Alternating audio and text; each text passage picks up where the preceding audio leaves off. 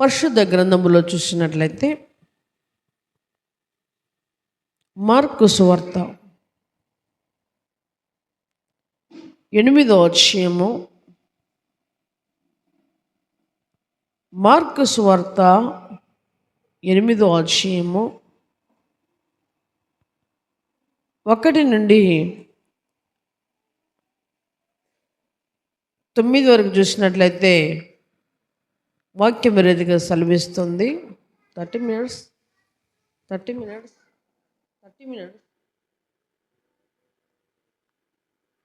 చూసినట్లయితే దేవుని వాక్యము ఈ రీతిగా సెలవిస్తుంది. క్రీస్తునందు ప్రియులారా, స్తోత్రం.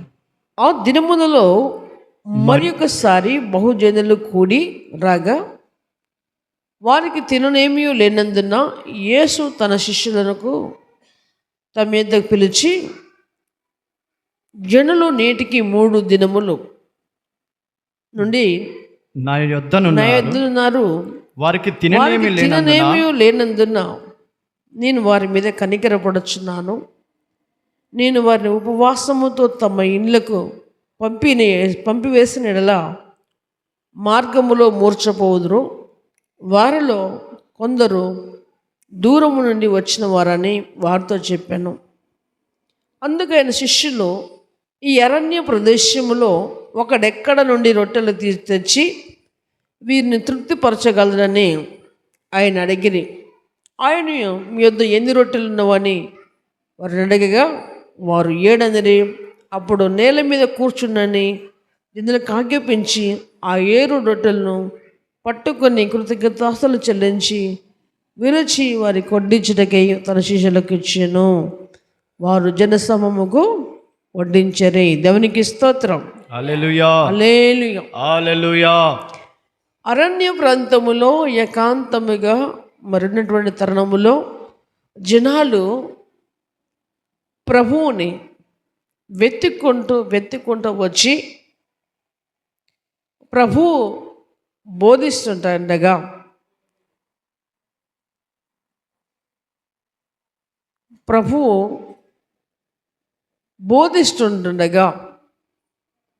జనాలు ఒక్కరు కూడా తిరిగిపోవట్లేరు. దేవుని మాటలు వింటూ వింటూ వింటూ వింటూ వింటూ 3 దినములు ఏకదాటిగా ప్రభు దగ్గర ప్రభు యొక్క మాటలు వినుకుంటూ కూర్చున్నారు. దేవునికి స్తోత్రం. 3 దినములు అయిపోయిన తర్వాత క్రీస్తునందు ప్రియులారా, మరి ప్రజలందరూ ఇంటికి వెళ్తారు కనుక, అయ్యా వీరికి మరి 3 దినములు ఇక్కడే ఉన్నారు ఉపవాసంతో, వెళ్ళేటప్పుడు వారికి సోలిపోతారు కనుక వీరికి ఆహారం పెట్టండి అని చెప్పినటువంటి సంభవం మనం వింటున్నాము. దేవునికి స్తోత్రం. కానీ ఆడ జనాలు చాలా ఉన్నారు, 1000 జనాలు ఉన్నారు. కానీ అక్కడ కనపడుతున్నటువంటిది ఏంటిది అంటే 7 రొట్టెలు మాత్రమే కనపడుతున్నాయి. ఎన్ని రొట్టెలు ఉన్నాయి? 7 రొట్టెలు మాత్రమే అక్కడ కనపడుతున్నాయి. అయ్యా మరి ఈ ఒక 7 రొట్టెలు జనాలకి ఏమవుతున్నప్పుడు దేవుడు వాటిని ఆశీర్వదించి జనాలకు వడ్డించడానికి పెట్టడం చెప్పినప్పుడు వారు జనాలకు అందరికీ వడ్డించినాక మరి 12 గంపల నిండా 7 గంపల కింద చూడండి, ఇంచుమించు మిగిలిన ముక్కలు 7 గంపల నిండా ఎత్తిరి. దేవునికి స్తోత్రం. ఎన్ని రొట్టెలు అండి? 7 రొట్టెలు అనేక జనములు తిన్న తర్వాత 7 గంపల నిండా ఏం మిగిలినాయి? నిండా ఎత్తిరి. గంపల నిండా మళ్ళీ మిగిలినాయి. దేవునికి స్తోత్రం. దేవుడు ఆస్వాదించినప్పుడు దానికి అవధులు ఉండవు, అంతులు ఉండవు కనుక దేవుడు ఆశీర్వదించి దీవించి విరుచిచ్చాడు. దేవునికి స్తోత్రం. హల్లెలూయా. మనకి చూసినట్లయితే మత్తయి సువార్త 14వ అధ్యాయం 16 నుంచి 19 చూసినట్లయితే దేవుని వాక్యం మీరీదిగా సెలవిస్తుంది. మత్తయి సువార్త 14:16-19 వరకు చూసినట్లయితే దేవుని వాక్యం విరుదుగా సెలవిస్తుంది.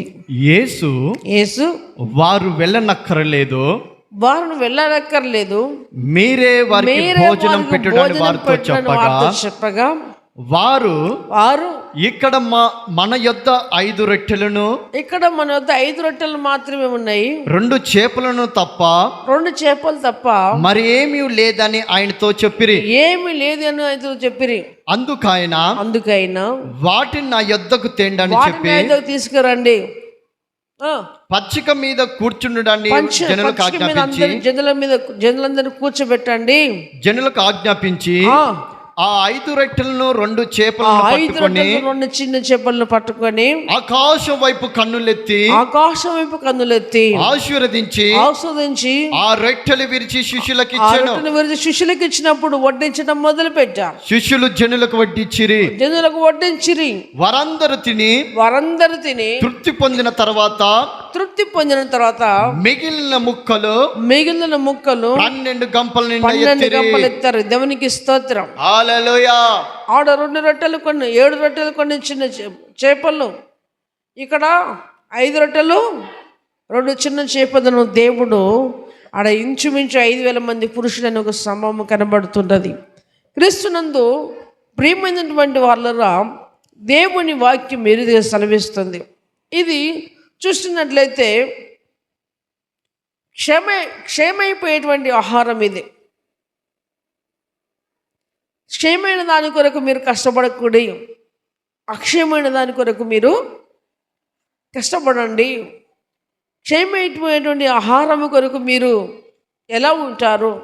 అవును, దేవుడు ప్రజలను గుర్తిన దేవుడు వారికి ఫలవంతమైన ఋతువులను దయచేస్తూ చేను చెలక పాడి పంటలు సమస్తమును తన జనులకు అవసరమని ఇచ్చాడు. దేవునికి స్తోత్రం. హల్లెలూయా. జనులకు అవసరమని ఇచ్చాడు. ఆహారము ఈ యొక్క శరీరానికి ఎలాగనైనా ఆహారము అవసరమే.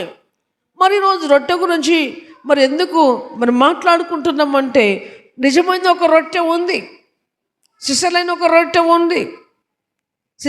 రొట్టె ఉంది. ఆ రొట్టెను మనం తినాలి, ఆ శరీరమును మనం భుజించాలి. ఆ శరీరము ప్రియులరా ఈ లోకపరమైనది కాదు, పరలోకపరమైన రొట్టె మనకు ఇవ్వబడుతుంది. సాధారణంగా మనము ప్రతి వారం తీసుకున్నటువంటి మరి రొట్టె దాన్ని అలాగనే భావించకండి. హల్లెలూయా. అది యొక్క ప్రభు శరీరంగా మనము స్వీకరించి భుజిస్తుంటాం. ఇంకో సంభవం చూసినట్లయితే 2వ రాజుల గ్రంథము 4వ అధ్యాయము 42 వచనము 44 వచనం.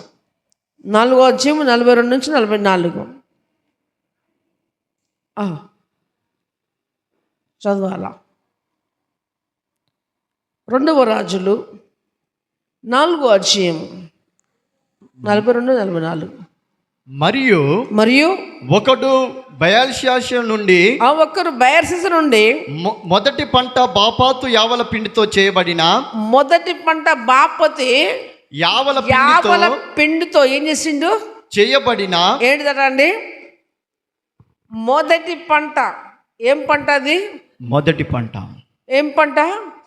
మొదటి పంట. అది ఏం విత్తనము? యావల పంట. దేవునికి స్తోత్రం. యావల పంటతో ఏం చేసిండు? ఒక రొట్టెను తీసుకొని వచ్చి మందిరానికి తీసుకొచ్చాడు. దేవునికి స్తోత్రం. ఎక్కడ తీసుకొచ్చాడు? హల్లెలూయా. ఎక్కడ తీసుకొచ్చాడు? యావల పిండితో చేయబడిన 20 రొట్టెలను క్రొత్త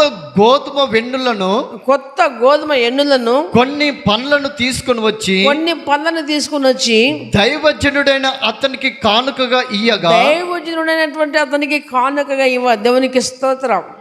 హల్లెలూయా. హల్లెలూయా. ఏం తీసుకొచ్చింది? కానుక ఏం తెచ్చిండండి? కొత్త యావల పంటల నుండి ఒక 20 రొట్టెలు చేసుకొని వచ్చి మళ్ళీ దాంతోపాటు కొన్ని గోధుమ వెన్నులను తీసుకొని వచ్చి కొన్ని పండ్లను తీసుకొని వచ్చి దైవజనుడైన అతనికి కానుకగా ఇచ్చారు. దేవునికి స్తోత్రం. ఒక్కసారి గుర్తు చేసుకోండి. ఒకసారి మనం గుర్తు చేసుకుందాం. ఎన్నడన్నా ఎప్పుడన్నా ఈ రకంగా మన మందిరములో మనము చేయగలిగామా? ఏం తీసుకొచ్చాడు ఆయన? ఏం తీసుకొచ్చాడు? 20 రొట్టెలు, క్రొత్త గోధుమ వెన్నులను, కొత్త గోధుమ ఎన్నులను, కొన్ని పండ్లను ఎవరి దగ్గర తీసుకొచ్చారు? దైవజనుని దగ్గరికి ఒక కానుకగా తీసుకొచ్చారు. దేవునికి స్తోత్రం. కానుకనంగానే క్రీస్తునందు ప్రియమైనవారా 10 రూపాయలు వేసి 20 రూపాయలు వేసి నేను దేవునికి నేను కానుక వేసాననేటువంటి ఫీలింగులో మనం ఉంటున్నాం. క్రీస్తునందు ప్రియమైన వాళ్ళరా, అయితే చేయవలసినవి చాలా మనము మర్చిపోతున్నాము, చేయవలసినవి చాలా చేయలేకపోతున్నాం. క్రీస్తునందు ప్రియమైన వాళ్ళరా, ఇక్కడ దైవజన తీసుకొచ్చినప్పుడు మరి ఒక సంభవం జరుగుతుంది. ఏం సంభవం అంటే కొన్ని పండ్లను తీసుకుని వచ్చి దైవజనుడిని అతని కానుకగా ఇయ్యగా, దైవజనునికి అతని కానుకగా ఇవ్వగా అతడు జనులు భోజనము చేయుటకు, ఆడ మందిరములో జనులున్నారు, మందిరములో జనులున్నారు. ఒక ఆయన మందిరానికి తీసుకొచ్చాడు, కానుకగా తీసుకొచ్చాడు. అయితే మందిరమున్న జనులకు భోజనము చేయుటకు దాన్ని వడ్డించమని చెప్పాడు. దేవునికి స్తోత్రం. హల్లెలూయా హల్లెలూయా. జనులు ఈరోజు ఇప్పుడు ప్రభుల వారు అన్నారు, దూరం ప్రాంతం నుంచి జనులు వస్తున్నారు. గమనించాలి, దూరం ప్రాంతం నుంచి జనులు వస్తున్నారు. ఇప్పటికి 3 దినములు నా దగ్గరే ఉన్నారు. వారు వెళ్ళటానికి సోలిపోతారు.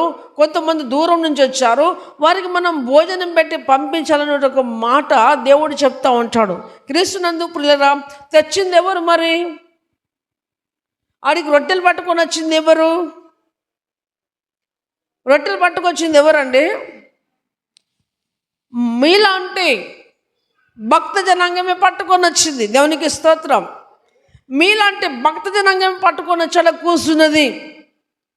మరి క్రీస్తునందు ప్రియులారా, ఇక్కడ ఎవరు? ఎలీషా దగ్గర. మరి ఇక్కడ కూడా కొంతమంది ఉన్నారు. మరి తెచ్చింది ఎవరయ్యా అంటే మందిరానికి వచ్చేటువంటి వ్యక్తి మాత్రమే తెచ్చాడు. దేవునికి స్తోత్రం.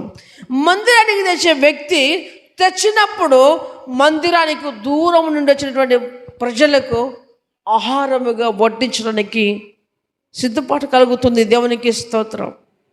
హల్లెలూయా. మందిరానికి వచ్చేటువంటి దూర ప్రాంతాల నుంచి వచ్చేటువంటి వారికి ఒక ఆహారముగా ఎంతో కొంత మనము సిద్ధపరిచే వారం అవుతుంటాం. రావడానికి ఫస్ట్ ఏం చేయాలి? కానుకగా కొంత రొట్టెలను, కొన్ని గోధుమ ఎన్నులను, కొన్ని పండ్లను హల్లెలూయా తీసుకొచ్చినట్టుగా చూస్తున్నాం. అయితే ఎలీషా ప్రవక్త అంటున్నాడు, అయ్యా ఇవన్నీ తీసుకొని ఆడున్నటువంటి జనులకు వడ్డించమని చెప్తున్నారు. ఉన్న రొట్టెలన్నీ 20, ఉన్న రొట్టెలన్నీ 20, ఉన్న రొట్టెలన్నీ 20 మాత్రమే ఉన్నాయి. ఆడెంతమంది ఉన్నారట? అయితే అతని పనివాడు 100 మందికి వడ్డించుటకు 100 మంది వడ్డించి ఎంతమంది ఉన్నారట? 100 మంది, 100 మంది ఉన్నారు. దేవునికి స్తోత్రం. హల్లెలూయా. 100 మంది ఉన్నారు. అయ్యా ఈ 20 రొట్టెలు ఈ 100 మందికి నేనేమని వడ్డించను అంటాడు. ఎస్, ఈ డౌట్ ఎవరికైనా వస్తుంది సహజంగా. ఎవరు కానీ వడ్డించడానికి కూడా ముందుకు రాలేరు. ఇప్పుడు ప్రభు చెప్పినప్పుడు కూడా శిష్యులు కూడా కొంచెము గుంజాట పడ్డరు కావచ్చు. ఇవి ఉన్నాయి గిన్నెన్ని ఇంతమందిని కూసిపెట్టిండు, మమ్మల్ని వడ్డీయమంటారు, వాళ్ళ మధ్యలో పోతే జనాలు ఏం చేస్తారు అనేటువంటి అపనమ్మకం ఉండొచ్చు. కానీ అయితే దైవజనుడు చెప్పింది చేయాలి. దేవునికి స్తోత్రం. హల్లెలూయా. అది తిరగబడకూడదు. దైవజనుడు చెప్పింది చేయడానికి ఇష్టపడాలి. దైవజనుడు నమ్మకముతో చెప్పినప్పుడు కింద ఉన్నటువంటి పనివారు ఏం చేయాలట? నమ్మకముతో చేయాలి. దేవునికి స్తోత్రం. అయితే ఏమంటున్నాడు ఎలీషా? 100 మందికి వడ్డించుటకు ఇవి ఎంతవని చెప్పగా, అతడు వారు తినగా మిగులునని యెహోవా సెలవిచ్చి ఉన్నాడు గనక ఎలీషా ఏమంటున్నాడు? అయ్యా మీరు వడ్డించండి, వాళ్ళు తిన్నాక మిగిలితే నా దేవుడు నాకు చెప్తున్నాడు వడ్డించను అని చెప్పినప్పుడు వడ్డించేగా వారు తినగా మిగిలిన. దేవునికి స్తోత్రం. హల్లెలూయా. ఎక్కడైనా మిగులుతున్నాయా తగులుతున్నాయా? 7 రొట్టెలు కొన్ని చిన్న చేపల కాడ మిగిలినాయా తగిలినాయా? మిగిలినాయి. 5 రొట్టెలు 2 చేపల కాడ మిగిలినాయా తగిలినాయా? మిగిలినాయి. ఇప్పుడు 20 రొట్టెల కాడ మిగిలినాయా తగిలినాయా? మిగిలినాయి. మిగులుతున్నాయి. దేవునికి స్తోత్రం. హల్లెలూయా. మిగులుతున్నాయి. ఇంకో సంభవం చూసినట్లయితే అపొస్తలుల కార్యాలు 27వ అధ్యాయము 35-36 వచనం చూసినట్లయితే దేవుని వాక్యం ఈ రీతిగా సెలవిస్తుంది. అపొస్తలుల కార్యము 27వ అధ్యాయము 35-36 వచనం చూసినట్లయితే దేవుని వాక్యం ఈ రీతిగా సెలవిస్తుంది.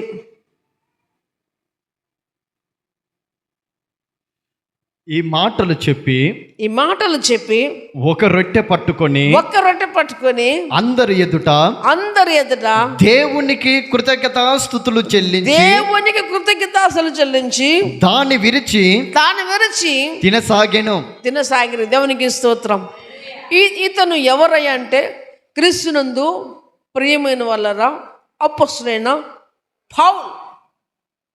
ఈ అపొస్తలుడైన పౌలు ఎక్కడికి పోతున్నాడంటే ప్రయాణానికి కాదు,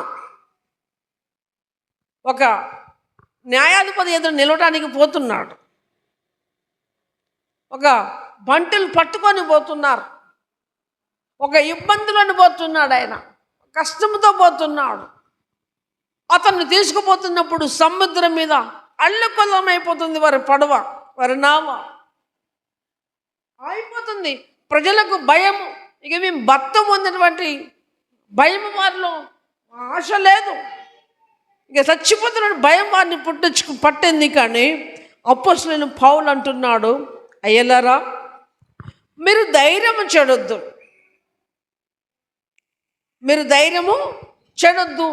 ఈ సముద్రంలో నుండి మనమందరము సజీవ లెక్కల్లో బయటపడతామని చెప్తా ఉంటాడు.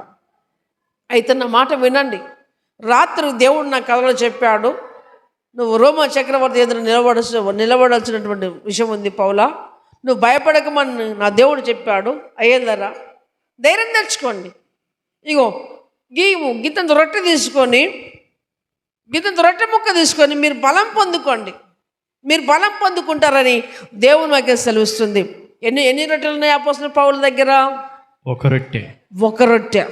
ఆ ఒక్క రొట్టె పట్టుకొని ఆశీర్వదించి విరిచి తినసాగిరి. అప్పుడు అందరూ ధైర్యం తెచ్చుకొని ఆహారం పుచ్చుకొనిరి. ఓడలో ఉన్న మేమందరము 276 మంది. ఎన్ని రొట్టెలు తిన్నారండి? ఒక్క రొట్టె ఎంతమందికి వచ్చింది? 276 మందికి ఒకటే రొట్టె వచ్చింది. దేవునికి స్తోత్రం. అది ఆశీర్వాదము. దేవుడు ఆశీర్వదిస్తే అది విస్తరింపజేస్తున్న. దేవునికి స్తోత్రం. ఈరోజు మన జీవితము శూన్యంగా మారచ్చు. ఈరోజు మన బ్రతికంతా దీనస్థితికి అట్టడికి దిగిపోవచ్చు. దేవుడు చేయ మొదలు పెడితే విస్తరింప చేయగలడు. కుడికి ఎడమకు ముందుకును వెనుకను వ్యాపింప చేయగలడు. దేవునికి స్తోత్రం. గమనించాలి. 4 రొట్టెలు 2 చిన్న చేపలు, కొన్ని చిన్న చేపలను అందరు తినేగా 7 గంపల నుండి వెత్తారు. 5 రొట్టెలు 2 చిన్న చేపలు మరి ప్రార్థించగా 12 గంపలు వెత్తారు. 20 రొట్టెలు 100 మంది తిన్న తర్వాత మిగిలినవి. ఈడ ఒక్క రొట్టె తిన్న ఆస్వాదించినప్పుడు అది 276 మందికి సరిపోయింది. దేవునికి స్తోత్రం. హల్లెలూయా. ఎంతమంది మిగిలిందండి? 276 మందికి మిగిలింది. దేవునికి స్తోత్రం. క్రీస్తునందు ప్రియులారా, ఇక మీదట శ్రద్ధగా వినాలి. దయచేసి శ్రద్ధగా వినాలి. మత్తయి సువార్త ఇదైపోయిందా? మత్తయి సువార్త 4వ అధ్యాయము 4వ వచనములో దేవుని వాక్యం మెరుగుగా సెలవిస్తుంది. అందుకైనా మనుషుడు రొట్టె వలన మాత్రము కాదు కానీ దేవుని నోట నుండి వచ్చు ప్రతి మాట వలన జీవించును. చప్పట్లు కొట్టి దేవుని నామమునే పరచుదాం.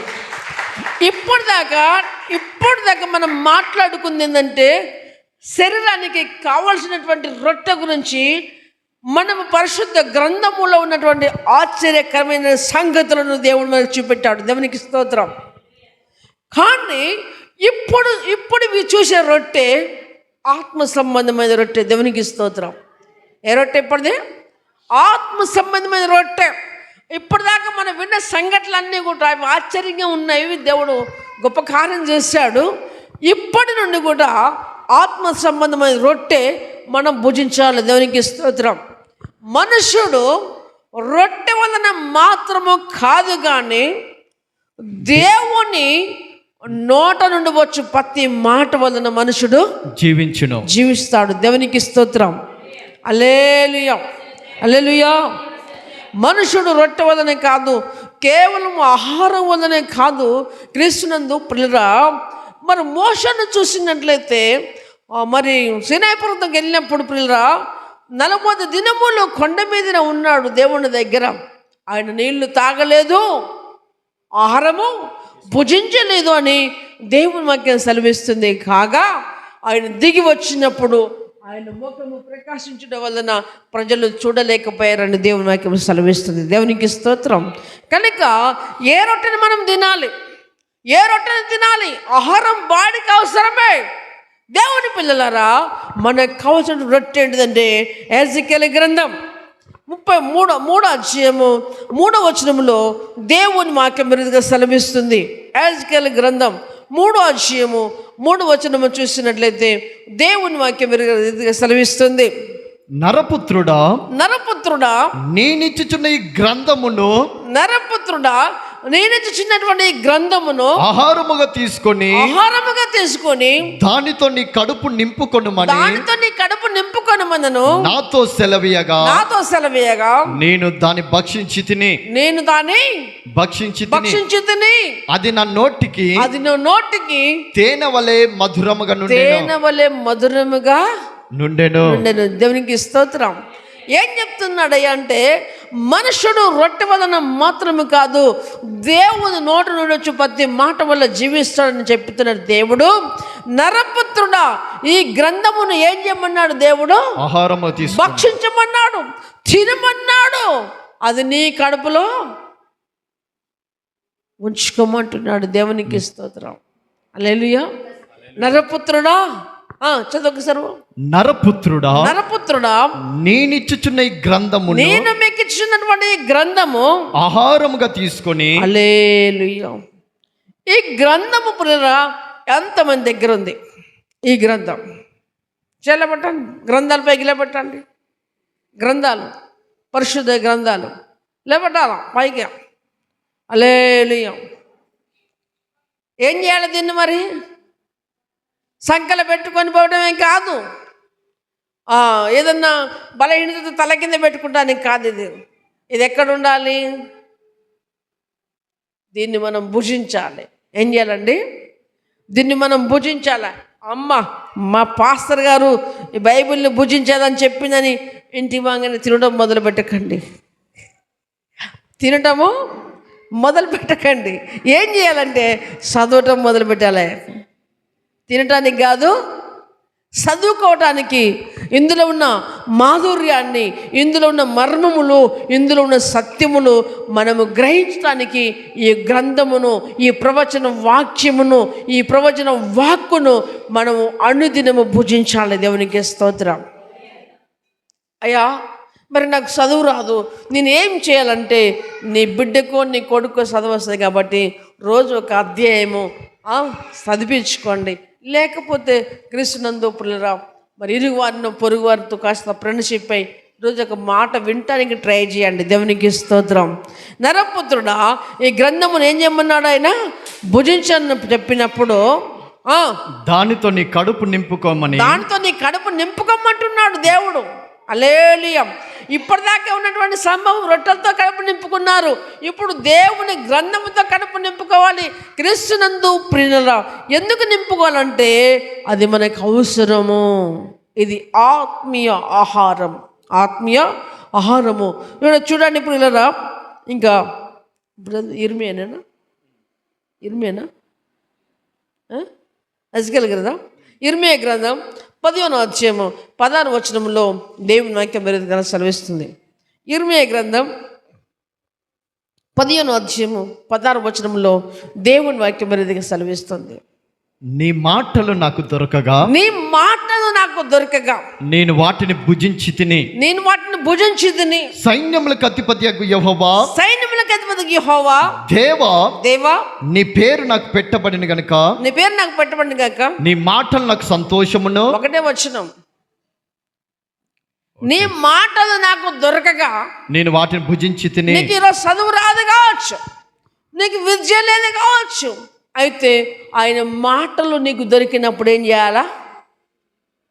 భుజించాలి. దేవునికి స్తోత్రం. గమనించండి, ఇక్కడ ఒక సమములో కోతిని గుర్తు చేసుకోండి. ఎవరిని గుర్తు చేసుకోవాలి? కోతిని గుర్తు చేసుకోవాలి. ఏదన్నా చేన్ల పడ్డదనుకో, మన ఇంట్లో దొరపడ్డదనుకో, ఫస్ట్ ఏం చేస్తే కడుపు నింపుకుంటుందా, సంచి నింపుకుంటుందా? చెప్పండి. కడుపు నింపుకుంటుందా, సంచి నింపుకుంటుందా? ఫస్ట్ ప్యాక్ చేసుకుంటుంది. ఇది ఎడిపోదు, ఇక ఇది నింపిందంటే ఎడిపోదు. ఫస్ట్ టకా టకా టకా ప్యాక్ చేసుకుంటుంది. క్రీస్తునందు ప్రియమైన వాళ్ళరా, తర్వాత నెమరు వేసుకుంటూ తింటుంది. దేవునికి స్తోత్రం. అలాగనే ఈరోజు నీకు చదువు లేదు కావచ్చు, అయితే ప్రియ దేవుని బిడ్డ, వింటున్న ప్రతి మాట నీ కడుపులో వేసుకోవాలి. ఏముంది అక్కడ? వింటున్న ప్రతి మాట, చెప్తున్న ప్రతి మాట నువ్వు దాన్ని ఏం చేసుకోవాలంటే కడుపులో వేసుకోవాలి. ఏముంది అక్కడ సంభవం? నీ మాటలు నాకు దొరకగా, నీ మాట నాకు దొరకగా నేను వాటిని భుజించి తిని. దేవునికి స్తోత్రం. హల్లెలూయా. దేవుని మాట అయితే ఎప్పుడు దొరుకుతుందో దాన్ని భుజించడానికి ఇష్టము కలిగి ఉండాలి. దేవునికి స్తోత్రం. క్రీస్తునందు ప్రియమైనటువంటి వాళ్ళరా, మనం ఆ యొక్క మాటను భుజించినప్పుడు మన జీవితం మారిపోతుంది. దేవునికి స్తోత్రం. చూడండి, యోహాను సువార్త 6వ అధ్యాయము 51 వచనం చూసినట్లయితే దేవుని వాక్యం ఈ రీతిగా సెలవిస్తుంది. యోహాను సువార్త 6వ అధ్యాయము 51 వచనంలో చూస్తే దేవుని వాక్యం ఈ రీతిగా సెలవిస్తుంది. పరలోకము నుండి దిగి వచ్చిన జీవాహారము నేనే. పరలోకము నుండి దిగి వచ్చిన జీవాహారము నేనే. చెప్పండి కూడదమ్మా. ఏ ఆహారం ఇది? ఏ ఆహారం అండి? పరలోకము నుండి దిగి వచ్చిన జీవాహారము నేనే. ఎవడైనను ఈ ఆహారము భుజించితే వాడెల్లప్పుడూ జీవించును. ఎల్లప్పుడు జీవిస్తాడు. చెప్పండి కూడదమ్మా. హల్లెలూయా. క్రీస్తునందు ప్రియులరా, ఈరోజు సమాజంలో ఉన్నటువంటి తిండి, రోజు బిర్యానీ తినొచ్చు, గడకనే తినొచ్చు, వెండినే తినొచ్చు, బంగారం తినొచ్చు, ఏదైనా తినొచ్చు, కానీ కేవలం ఈ లోకములను వెళ్ళిపోతుంది. అయితే మనము భుజించవలసిన ఆహారం ఎక్కడి నుంచి వస్తుంది? పరలోకము నుంచి వచ్చే ఆహారము, జీవాహారము. దేవునికి స్తోత్రం. మనం బ్రతికింపజేస్తుంది. క్యాజువల్గా భూలోకములో మనం ఎంత తిన్నా, రోజుకు 3 పూటలు తిన్నాం, 4 పూటలు తిన్నాం, చచ్చిన తర్వాత చచ్చినప్పుడు అంత పోయేదే. క్రీస్తునందు ప్రియులారా, చచ్చిపోయేదే. ఎన్నిసార్లు తిన్నా ఒకనాడు చచ్చిపోయేదే. కానీ ఈ జీవహారము భుజింపగలిగితే, ఈ జీవహారము నెమ్మది వేసుకోగలిగితే దేవునితో జీవితాంతం యుగ యుగములు ఆయనతో మనం ఉండగలము. దేవునికి స్తోత్రం. పరలోకం నుండి దిగవచ్చు జీవహారము నేనే. ఎవడైనను ఈ ఆహారము భుజించితే వాడెల్లప్పుడూ జీవించును. వాడెల్లప్పుడు జీవిస్తాడు, ఎల్లప్పుడు బతుకుతాడు. మరియు నేనిచ్చు ఆహారము లోకమునకు జీవము కొరకైనా నా శరీరమే అని మీతో నిత్యముగా చెప్పుచున్నాను. నా శరీరము అని మీతో నిత్యముగా చెప్పుచున్నాను. లోకము కొరకు, లోకములో ఉన్న ప్రజల కొరకు దేవాది దేవుడు పరలోకము నుండి జీవహారముగా వచ్చి ఆయనను భుజించాలని దేవుడు సెలవిస్తున్నాడు. దేవునికి స్తోత్రం. క్రీస్తునందు ప్రేమ వల్ల ద్వితీయోపదేశకాండం 8వ అధ్యాయం 3వ వచనములో దేవుని వాక్యం విధంగా సెలవిస్తుంది. ద్వితీయోపదేశకాండం 8వ అధ్యాయం 3వ వచనములో దేవుని వాక్యం విధంగా సెలవిస్తుంది. ఆహారం వలననే గాక ఆహారం వల్లనే కాక, యెహోవా సెలవిచ్చిన ప్రతి మాట వలన, ఆహారం వల్లనే కాక యెహోవా సెలవిచ్చిన ప్రతి మాట వలన నరులు బ్రతుకుదురని నరులు బతుకుదురని నీకు తెలియజేయుటకు మీకు తెలియజేయుటకు ఆయన నిన్ను అణచి ఆయన అణచి ఆయన నిన్ను అణచి ఆయన నిన్ను అణచి అణచి నీకు ఆకలి కలగజేసి నీకు ఆకలి కలగజేసి నీవే గాని నువ్వే కానీ నీ పితరులే గాని ఒకటే వచ్చిన మరి ఒకటే వచ్చిన నీవే గాని నీ పితరులు గాని ఎన్నడెరగని మన్నాతో నిన్ను పోషించెను. ఎన్నడు ఎరగినటువంటి మన్నాతో దేవునికి స్తోత్రం. చప్పట్లు కూడా ఈ జీవహారము మన పితరులు మనకి ఎవరు ఇవ్వలేదు, మన పెద్దలు మనకి ఎవరు ఇవ్వలేదు. ఏ జీవహారం ఎవరు కనుగొనలేకపోయారు. మన పితరులు తిన్నటువంటి జీవహారమును దేవుడు పరలోక మన్నాను దేవుడు బిడ్డలమైన మనకు దేవుడు ఇస్తున్నాడు. దేవునికి స్తోత్రం. క్రీస్తునందు ప్రేమ వలన ఆయన జీవహారముగా ఉన్నాడు. ఆ రొట్టెను మనం భుజింపగలిగితే దేవునికి స్తోత్రం. ఆ రొట్టెను మనం భుజింపగలిగితే, ఆ రొట్టెను మనము తీసుకోగలిగితే, ఆ రొట్టెను మనం నెమ్మది వేసుకోగలిగితే జీవిత కాలమంతా దేవుని సన్నిధిలో మనము జీవించబడతాము. దేవునికి స్తోత్రం. 1 కొరింథీ 11:26 1 కొరింథీ 11:26 మేరీ రొట్టెను తిని ఈ పాత్రలోని త్రాగునప్పుడల్లా ప్రభు వచ్చే వరకు ఆయన మరణమును ప్రచురించుదురు. ఎందుకు తినాలి? ఎందుకు ప్రభు యొక్క శరీరం మనం తినాలి? ఎందుకు ప్రభు యొక్క రొట్టెను మనము తినాలి? ఎందుకు పరలోకము నుండి వచ్చినటువంటి ఆహారం మనం భుజించాలి? లోకములో లేనటువంటిది దేవుడు మనకు ఎందుకు ఇచ్చాడు అంటే ఆయన మరణమును మనం ఏం చేయాలా? ప్రచురించాలి. దేవునికి స్తోత్రం. ప్రచురించడం అంటే ఇతరులకు మనము ప్రభువుని గురించి తెలియపరచాలి. లోకములో అందరి మానవుల కొరకు యేసుక్రీస్తు ప్రభువు బలి అయ్యాడు. ఆయన ద్వారా రక్షణ, ఆయన ద్వారానే సమాధానం, ఆయన ద్వారానే నిత్యత్వం, ఆయన ద్వారానే నిత్య జీవం ఉంటుంది. అక్క, అమ్మ, చెల్లి, తమ్ముడు, అన్న, అయ్యా, ఒక్క చోట ఒక మాట వదిలిపెట్టాలి. దేవునికి స్తోత్రం. హల్లెలూయా. యోహాను సువార్తలో చూసినట్లయితే 6:57 చూసినట్లయితే దేవుని వాక్యం సెలవిస్తుంది. కావున యేసు ఇట్లా నేను మీరు మనుష్య కుమారుని శరీరము తిని ఆయన రక్తము త్రాగుతనే కానీ మీలో మీరు జీవము గలవారు కారు. నా శరీరము తిని నా రక్తము తాగువాడే నిత్య జీవం గలవాడు. దేవునికి స్తోత్రం. హల్లెలూయా. ఆయన శరీరము తిని ఆయన రక్తము తాగువాడే నిత్య జీవం గలవాడు. ఇక్కడ ప్రభు సువార్త చెప్తున్నప్పుడు ఎంతోమంది ప్రజలు వచ్చారు, రొట్టెలు తిన్నారు. కానీ వారు ప్రభువుని వెంబడించలేకపోయారు. పలు చోట్ల అద్భుత కార్యాలు చూశారు. ఈరోజు నీవు నీ జీవితంలో ఎన్నో అద్భుత కార్యాలు నువ్వు కూడా చూశావు. కానీ ఆయనలో మనం నిలబడలేకపోతున్నాం. ఆయనలో మనం నిలవలేకపోతున్నాం. ఆయనలో మనం నిలదొక్కుకోలేకపోతున్నాం. ఆత్మ సంబంధమైన దానిలో నుంచి మనము త్రాగాలి. దేవునికి స్తోత్రం. ఆయన జీవహారం అంటున్నాడు. క్రీస్తునందు ప్రియులరా, ఎంతమంది అయితే ఈ యొక్క 5 రొట్టెలు కాదు, 7 రొట్టెలు కాదు, 20 రొట్టెలు కాదు, 1 రొట్టె కాదు, క్రీస్తునందు ప్రియులరా, కొంతమందికి మేరే కావపడుతుంది ఆ రొట్టె. కానీ ఈ రొట్టె ఏ రొట్టె? యేసు అనే రొట్టె ప్రపంచ మానవాళి కొరకు జీవహారముగా జీవింప చేయుటకు పరలోక రాజ్యానికి నిత్య తత్వం నడిపించేదిగా ఉంటుంది క్రీస్తునందు ప్రియులారా. హల్లెలూయా. జీవహారము నేను అంటున్నాడు. ఈ రొట్టెను మనం భుజించే వారిగా ఉండాలని దేవుడు కోరుకుంటున్నాడు. అనుదినం మందిరానికి వచ్చినప్పుడే కాదు, ఇళ్ళల్లో మీరు భుజించండి.